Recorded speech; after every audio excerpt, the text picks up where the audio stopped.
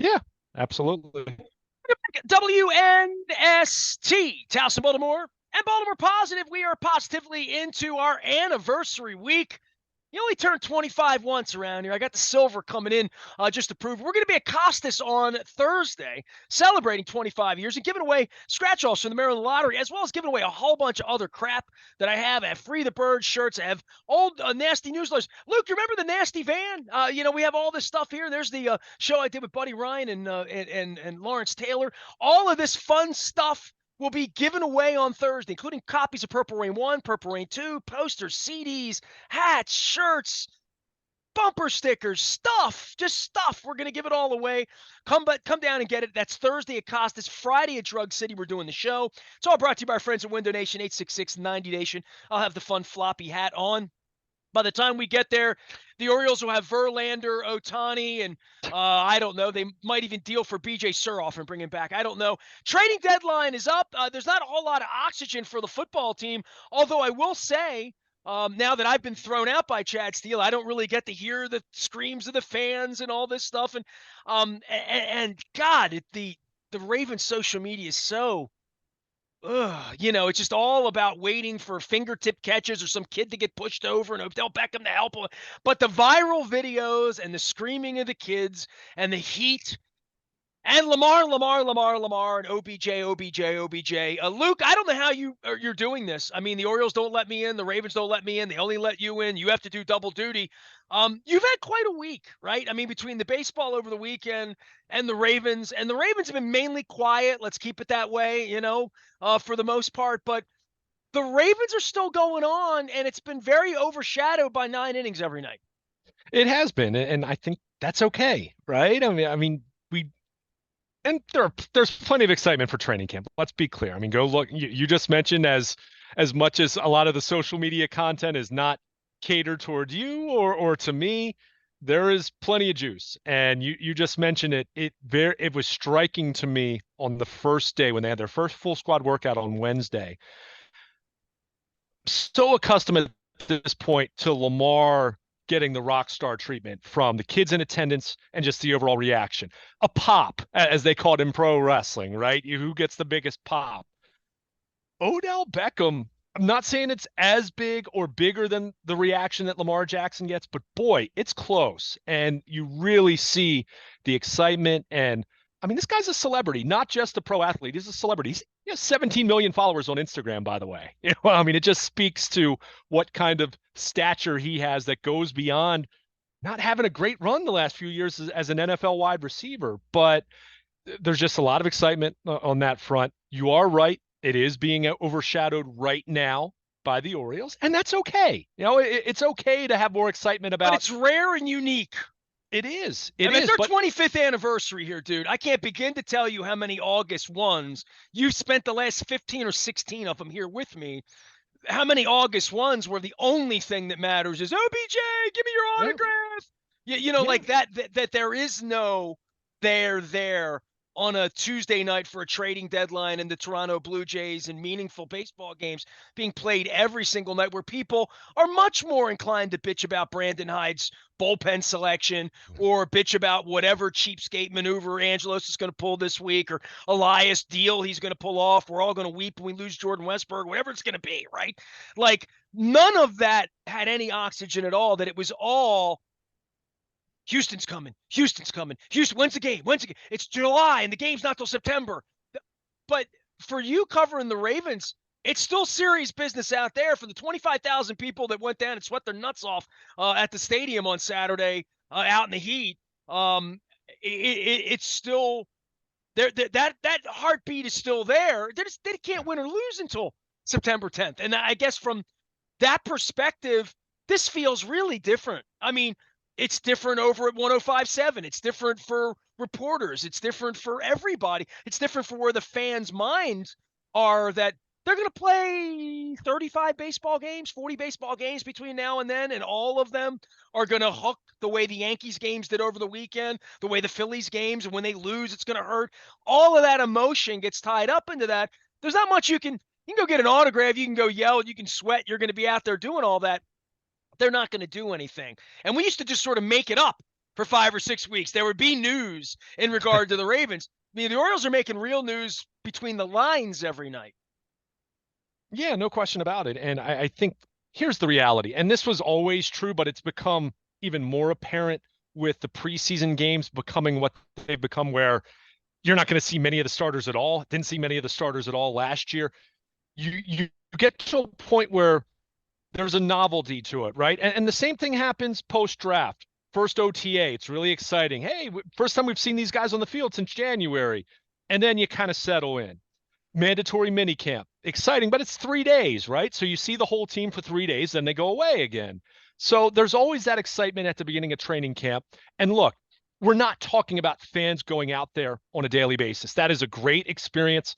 I still have so many fond memories of going to Westminster as a kid with my dad, and when I was in high school, going with my best buddy. But when you're just talking about following it as a fan from afar, assuming you're not going out there every single day, once you get past the first couple days, and now this week, as they put the pads on and they start to hit, there's another, not a rite of passage, but another checkpoint, let's say. The first preseason game, there was always some buzz until you realize, oh, this is fake football.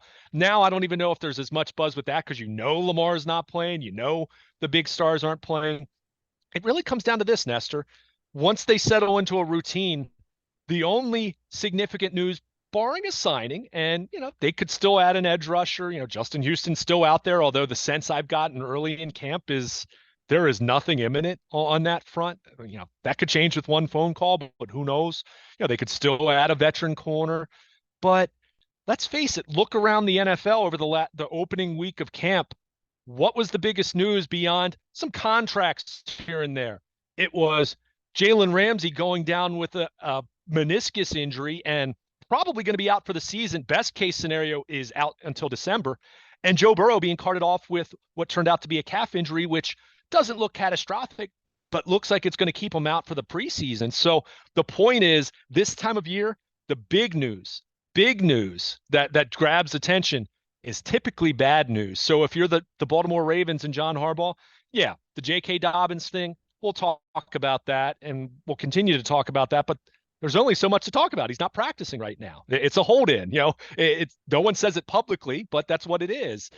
But beyond that, it's been a relatively nondescript start to training camp, and that's okay.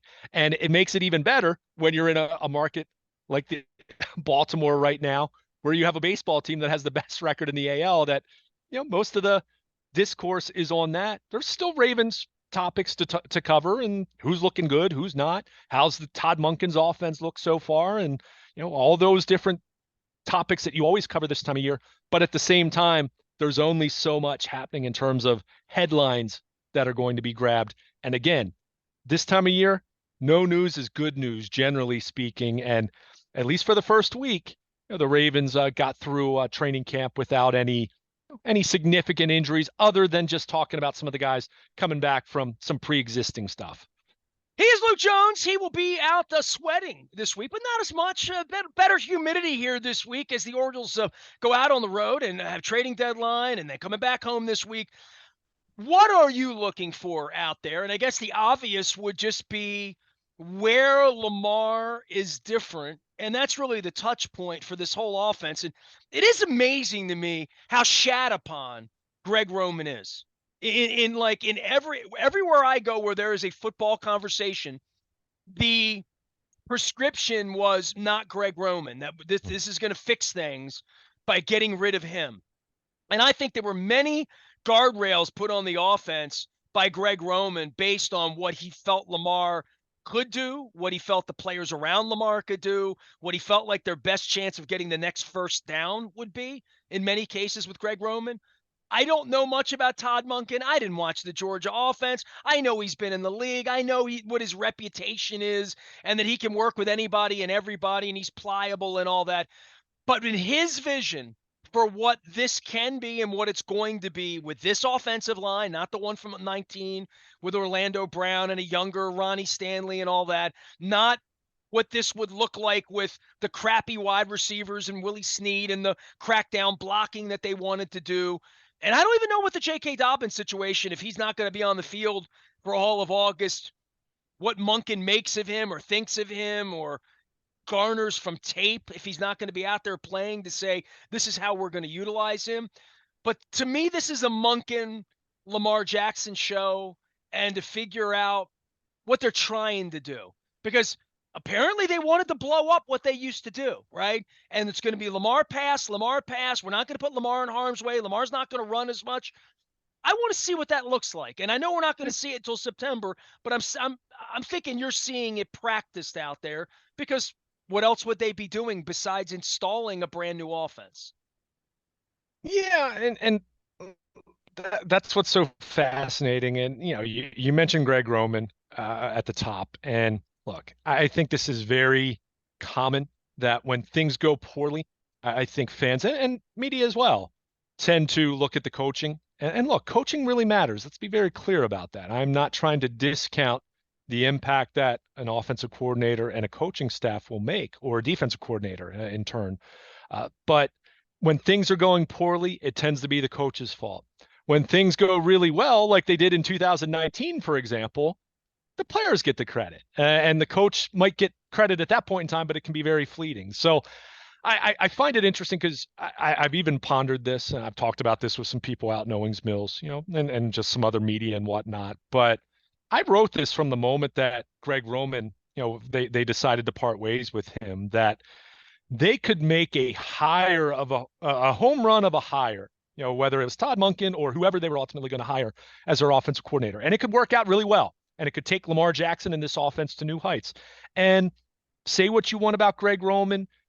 They had a historic 2019 season. Their running game was as great as anything we've seen over a 2 or 3 year stretch in NFL history, or at least modern NFL history, let's say. But it had plateaued. It had gotten to a point where you could tell it wasn't moving forward anymore for whatever the reason: coaching, personnel, quarterbacks, lack of availability, all those different factors. And it's never one variable. But the point is, even if they made a home run of a hire, even if Todd Monken ends up looking like he's the greatest offensive coordinator in team history, he is going to be hard pressed. This Ravens offense this year, next year, the year after that is going to be hard pressed to match what they did in 2019. That was historical efficiency. They had a quarterback who led the league in touchdown passes, who also ran for 1,200 yards. They were in second and one and second and two more than any team in the history of the NFL. So my point is, look, Greg Roman wasn't able to duplicate that in the 3 years that followed that. And that's one of the reasons he's not employed anymore. One of many reasons why the Ravens decided to make the change that they did. But the point is now, how does it evolve? It could work out beautifully, but you're not going to find that level of offensive efficiency. I mean, that was a historic performance that 2019 team had. But what are they trying to do differently now? Clearly a passing game. Doesn't mean I think that they're going to lead the league in passing percentage in terms of run pass ratio. Are they going to run or pass more than they have in the past? Yes, I feel that that's the truth. Do I think they're going to abandon the running game whatsoever? Well, go look at what Todd Monken did at Georgia. That team won a couple national championships. The running game was still very prevalent in what they did. So I don't think a John Harbaugh-led football team is going to suddenly abandon the running game. So more balance, more explosiveness. I think one thing that's been evident in the first week, and there's not a whole lot you can take away because it's still very much a work in progress. Heck, they haven't even put on the pads yet, as you and I are recapping this. But what has been evident to me, and what was indisputably a problem with Greg Roman's offense and had become more problematic over the last couple of years, they are practicing and playing with a quicker tempo. They are getting to the line of scrimmage more quickly. That's giving Lamar Jackson more time to assess pre-snap, adjusting the protection, adjusting the play call, moving players around the formation. You can't do those things that I just mentioned if you're getting to the line of scrimmage with 5 seconds to go on the play clock, as they repeatedly were doing the last couple of years. So if there's anything that I take away. But hang on a second. They're talking about taking the wristband off of Lamar, right? We'll see about that. If you're not talking about that's almost like controversial, right? Because he always had it. He's always flipping through it. Now the new offensive coordinator says, no, he's got to have that in his head. The old offensive coordinator said if he could have had it in his head, that wouldn't have had it on his arm. Like Well, and we wouldn't have been 5 seconds getting into this. And as much as Roman's been blamed, I haven't heard from Roman. Again, I'm not a media member anymore. I'm not allowed to talk to these guys. It'd be interesting to see what Greg Roman would say about getting those plays in late. And whatever that, what if we could be real reporters and really talk to these guys and find out what the mechanisms were for all of that, then one thing, Greg Roman getting beaten up, that's cool. It's fun for everybody. We're still beating up Jim Fossil and he's dead. We're beating up Matt Cavanaugh. I'm looking at old pictures of him. Everybody who was ever the offensive coordinator here, Cam Cameron, they were all the village idiot. In the end, every quarterback that was ever here was the village idiot too, including Flacco, right? In the end, he wasn't good enough and he was maligned. So to beat up the quarterback, Kyle Bowler, to beat up the offensive coordinator, name any of them. I guess only Jim Caldwell and Kubiak got out of here alive because they left before they could be run out.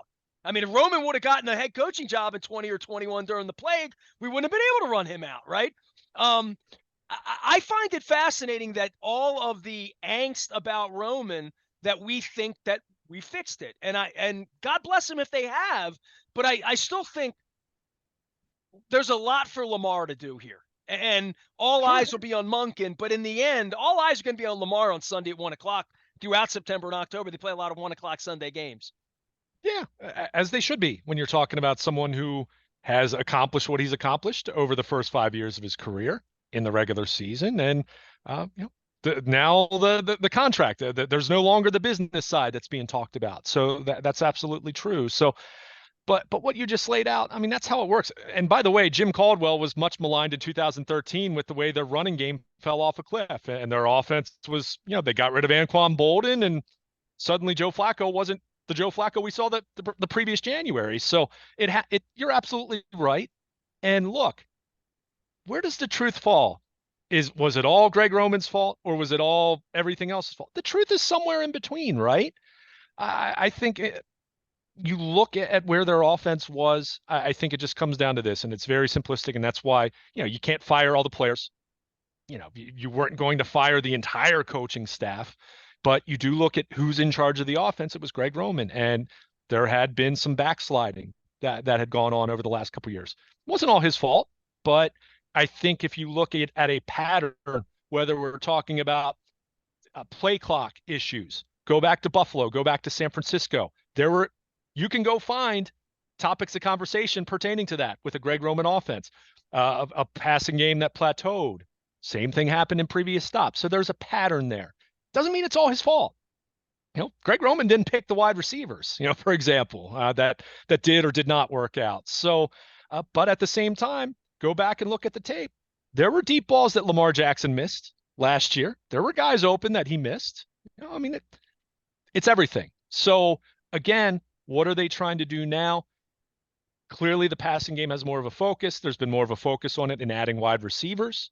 Certainly this offseason, Zay Flowers, talked a lot about Beckham, Zay Flowers, who's been dealing with a little bit of a stomach bug and missed a couple of days of practice here over the weekend, but he's impressive. And I've heard from players, even some members of the organization, that there's a lot of excitement about this kid, that they think, I'm not saying he's going to be their number one wide receiver from day one, but they think he's that kind of player, that kind of potential. Well, that for the offensive coordinator to call him a toy, right?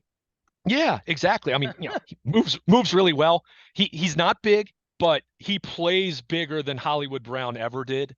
And I don't want to. Well, the Steve Smith comparison is. Yeah, that's what I'm looking for. I'm not ready to go that far either, because you're talking about a fringe Hall of Fame type wide receiver there. But he's got potential to really be. It's a pretty low bar, completely acknowledging that. And hey, who are you talking to? A guy who's banged the table about wide receivers for over a decade now, covering this team. But he's got the potential to be something special for them. At least that's what I hear. And early on in camp, he's looked good. So we'll see how it plays out. Of I course, remember when you started banging the tables, by the way. It was like I was in the middle of writing Purple Rain 2, which we'll be giving away at Costas this Thursday. Stop by. Hey, pick up anything you want. Everything I have is free at Costas. I want to point that out. But I remember walking in that night to the Meyerhoff, where the Ravens were showing their Super Bowl video, and mhm. I'm in the lobby, and the WNST text went off, and it said Anquan Bolden, San Francisco 40. And Yeah. I'm like, that was right the moment that Luke broke out started dipping the pen into the ink and saying, we need wide receivers. And all the Brashad Perryman, and all the Hollywood Brown and Yeah. every, name them all, Macklin, Wallace, like go through Do them I all, have right? to? No, right. I Do I mean, have to? But no, dude, you're they right. they they brought Deshaun Jackson in here last year. He ran around. And he left. he he he basically quit. I mean, that's kind of sort of what happened with him last year. So did the quarterback, by the way, but we gave him $150 million. He It's he okay. was hurt. He was hurt. Now, let's I not just let hope he makes the trip to Cincinnati for the next playoff okay, game. but That's let's not all. let All right. facts get in the way of a good story. Like he was hurt. Now, Deshaun Jackson, that was Well, his another feelings were wide hurt receiver. too, and he should have been on the sidelines with his teammates at Cincinnati. And I'll never back down from that if he Fair wins enough. 5 Fair Super enough. Bowls But here. he was hurt. Okay. But he was hurt. Okay. Like don't make it out that he quit. That quitting on your team I only report healthy on is what way I different see. than being legitimately hurt. Okay. Okay, but I'm telling you, he was hurt. And look, I'm not saying let's not. We spent a whole offseason talking about I that. know we Bringing did. it back to this offense, we spent two off He's seasons working talking about hard that. now, all of a sudden. So But yes. this offseason or this training camp, this preseason, are we going to see a lot that's going to really give us a great idea of what this offense is going to look like? Yes and no. Again, tempo. I do think you're going to see them spread out way more. I think you're going to see much less of the heavy packages, with Ricard on the field constantly. One, Ricard's still recovering from offseason hip surgery, but I think you're going to see more 11 personnel, more 3 wide receiver sets.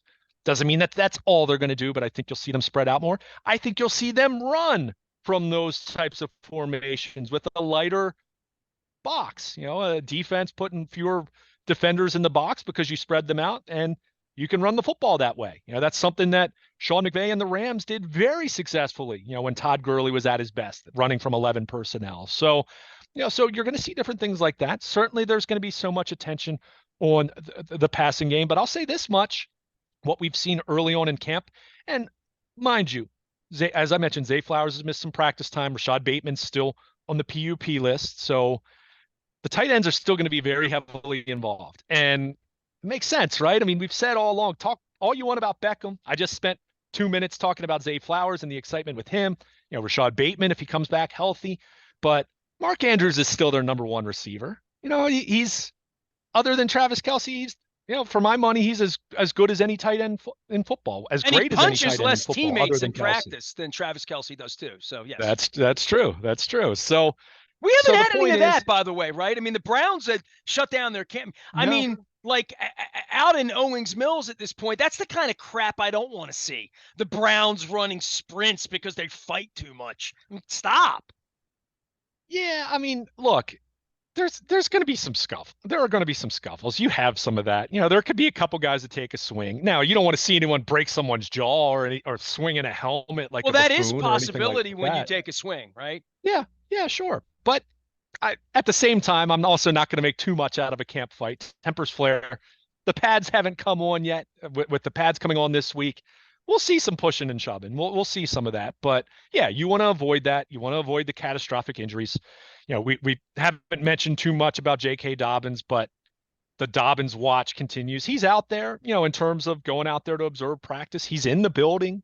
He's working out. He's just not taking part in practice right now. But as I wrote at BaltimorePositive.com, as much as I don't think that's moving the needle for him whatsoever, one iota, trying to get a new contract or getting more money out of the Ravens or anything like that. What I will say is, if you look at it logically from his perspective, he says, all right, I'm not getting a new contract immediately, or at least the money that I want for a new contract. But if I can mitigate a little bit of my risk practicing in late July, practicing the first week of August, maybe even practicing the second week of August. And I'm just working out. I'm making sure my body's in great shape. I'm taking care of myself. And I hit the practice field, I don't know, August 13th. And I'm just throwing that date out arbitrarily, Nestor. But if he's on the field August 13th, he has plenty of time to get ready for the regular season. Now, there are other factors at work there, including you are contractually obligated if you are healthy, which is why he's on the PUP list and, is telling them I'm not quite right. And John Harbaugh didn't touch this the other day because, hey, the team put him on the PUP list and that's physically unable to perform. So they cannot come right out and say, we don't think JK's hurt, because if they do, then they subject themselves to probably a fine or something along those lines because he's on that list. But the point is, if you're him, get out there mid-August, you're healthy, and you have plenty of time to get ready. Now, you better stay healthy. You better not tweak a hamstring the first day of practice, whenever it is for you. You better have a good season, because if you don't, then everyone's going to be pointing to that. But my long story short, do I think that is a colossal issue for them right now that's holding their offense hostage or anything like that? No. Do I think probably are there people annoyed in the building, including maybe some of his teammates who are out there sweating their butts off while he's not practicing, even though he's under contract and obligated to practice too? I'm sure there's probably some of that, but he's doing what he and plenty of other running backs are trying to figure out right now. And I can't say I like his chances that this is helping him at all. But if you're J.K. Dobbins, if you're his agent, you say, you know what, we're not going to get a deal right now. And whether it's with the Ravens or some other team after the season, we think sitting out practice in late July and the first week or two in August, it keeps him healthy, keeps him away from some defensive lineman falling into his knee. And you know what?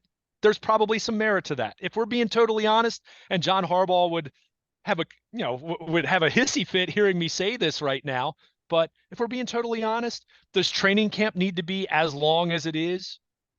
The pandemic year, they didn't start, they started a little bit later. That was a much more condensed kind of preseason. I think the product was okay that year. Lack of fans and all that, COVID stuff aside, the play on the field, do they need a full training camp? Does every veteran player need the full training camp to be out there every single day of practice? Probably not. But coaches want it. Front offices want it. The players are contractually obligated. And mind you, a collectively bargained agreement in place for the structure and parameters of training camp. So it's amazing that you go out to training camp and you sort of expect Lamar and OBJ to be laced up that day, no matter how hot it is or whatever. But when you go to the games and you pay, you don't expect any of them to play. Oh, sure. Exactly. Well, and again, there's another factor that kind of plays into this. Look, I'm not saying training camp has no value. Let me be very clear about that. But J.K. Dobbins or any number of other veteran players or more established players, do they need every single practice? Do they need every single day out there to make sure that they're going to be ready for the season? Probably not. But rookies, fringe veteran players who are on the bubble, guys that are trying to win a starting job, yeah, those guys, they need every rep. So J.K. Dobbins, he's their best running back. Look, with apologies to Gus Edwards or Melvin Gordon, who's now on the roster, or Justice Hill, J.K. Dobbins has more upside than any of those guys right now. And he knows that. And yet, guess what? The Ravens know that too. So I think for right now, this could change if he's still not on the field August 23rd and we're starting to, we're at the end of the preseason schedule and we're talking about final cuts and talking more about the Houston Texans week 1. That could be a different story. But for right now, I get the sense that the Ravens are willing to play nice. They're not appeasing him. They don't like it, but they get it to a point as far as where he's coming from and running backs in general. But the market is the market if you're the Ravens. So they're not going to give in, nor should they. And if you're J.K. Dobbins, you say, you know what? I may not win this battle, but if I can eliminate 2 early weeks of practice in terms of the risk of me getting hurt, then maybe it's worth it. And time will tell. He's got to have a great season regardless. Anything late July, early August, if he goes out, even if he was on the field and in practices, he goes out there and doesn't have a great year, no one's going to care that he was on the field.